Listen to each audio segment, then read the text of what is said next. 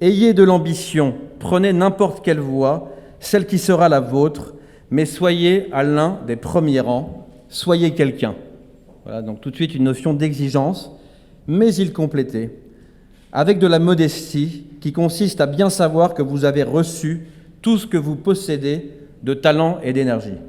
Eh bien, je vous assure que quand je suis tombé sur cette citation, ça m'a remué quand même, ça m'a interpellé.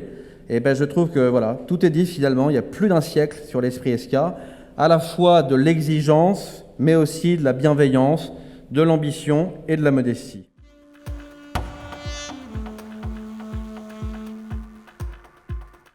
Pourquoi une fondation, et donc pourquoi la fondation SK?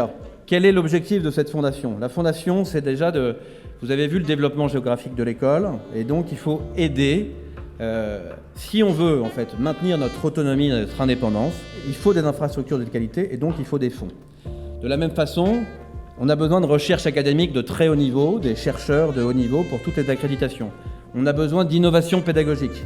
Et on l'a vu, y compris avec le Covid, la nécessité, l'ESCA a très bien réagi et en quelques jours, les étudiants que je salue au passage, il y en a quelques-uns aussi, en quelques jours, les étudiants ont basculé en mode digital.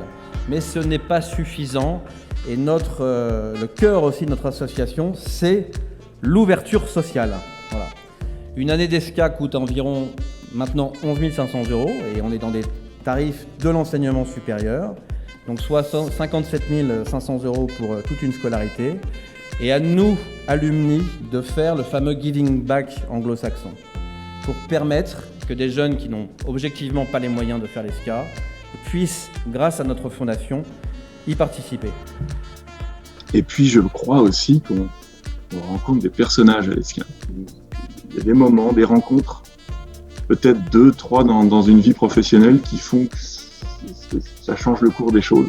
Ces rencontres déterminantes font que voilà, ces personnages qui font l'ESCA, au final, si vous regardez 25 ans, déterminent un parcours.